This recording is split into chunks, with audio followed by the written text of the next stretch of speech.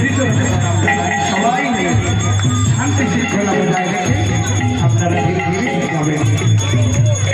সমস্ত সদস্যরা বলবো আমাদের ধন্যবাদ দেওয়ার পরে আমাদের এখানে নাম সেবা হবে। এই যে বাস রেডি করা হয়েছে সবাই চলে যাবে। আমাদের ক্লাবের সমস্ত সদস্যরা বলছি সবাই ওই বাস যেখানে আমাদের নাম সেবা হবে সেখানে থেকে কাজ দিয়ে দেবেন। এবং আজকে আমাদের মহাপ্রভু বাংলাদেশের মহাপ্রভু আজকে রাত 10টা পর্যন্ত থাকবেন।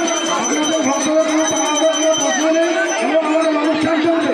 আপনারা শান্তিশৃঙ্খলা হবে, জায়গাটা একটু ছোট, শান্তিশৃঙ্খলা হবে, আপনারা প্রসাদ সেবন করে বাড়ি যাবেন। এটা আমাদের সংগ্রামী পক্ষ থেকে ভীষণ অনুরোধ।